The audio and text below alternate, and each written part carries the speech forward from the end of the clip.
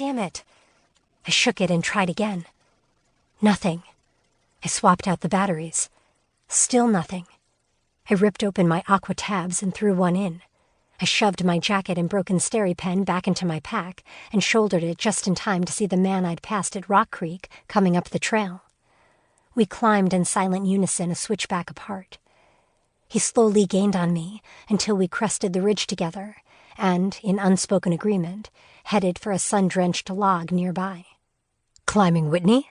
he asked as I took off my jacket, gloves, and hat. "No, not this time." I crammed an entire granola bar into my mouth, not caring how rude it was. "You've hiked the PCT before?" He pulled some trail mix out of his nearly empty food bag. I nodded and picked my pack up. "Well, enjoy your hike." I struggled to swallow most of the food in my mouth. "You too." I turned and headed down toward Crabtree Meadow in the John Muir Trail junction. Now in the sun, the verdant meadows seemed welcoming, rather than clammy. Mounts Chamberlain, Newcomb, Hitchcock, and Whitney, the highest mountain in the lower 48, towered above me as I strode northward. The gray granite was austere, softened by the water, snow, and vegetation that had been lacking over the previous 750 miles. I crossed Crabtree Creek and merged with the John Muir Trail. From here, the Pacific Crest Trail would run concurrent with this much older trail for over 100 miles through the valleys and passes of the High Sierra.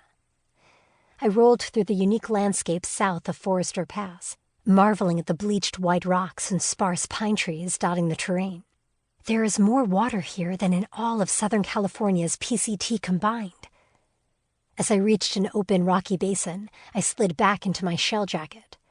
The intense solar radiation at over 11,000 feet seared my skin, despite the sunscreen I'd slathered on. Ahead of me lay a seemingly impenetrable wall of rock. However, because I'd been there before, it was easy to pinpoint the tiny notch where the trail went through Forester Pass. It seemed impossible that the Pacific Crest Trail could take you there, yet I knew that it did. I picked my way through melt pools and rocks, searching for trail, as I crossed occasional snow patches.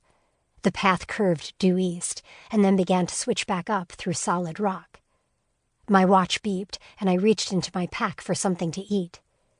My hand encountered a large squishy bag. I pulled out the gallon Ziploc that contained a pound of peanut butter and 20 ounces of grape jelly and bit one corner off. I squeezed some of the contents into my mouth like piping frosting. This is like eating the world's biggest gel pack. As I climbed, I marveled at the engineering difficulties this route must have presented as the CCC blasted the John Muir Trail into place decades ago. The narrow path was literally etched from the side of the cliff by dynamite. I pushed myself upward, even though gravity fought to pull my pack backward. Altitude made my heart race and my head ache, but I knew that pushing through minor altitude sickness was what it would take. I had to not only reach the top of this pass, but also drop 2,500 feet and ascend 1,200 more in order to cross Glen Pass, which was still 12 miles away, by nightfall. I dropped into a heap beside the sign marking the top of the pass at 13,153 feet, the highest elevation of the entire PCT. I sucked wind for a few seconds, happy to see that there was a well-beaten path through what little snow remained on the north side. After eating a snack, I set out toward the valley below, laughing, plunging, and sliding through slushy snow.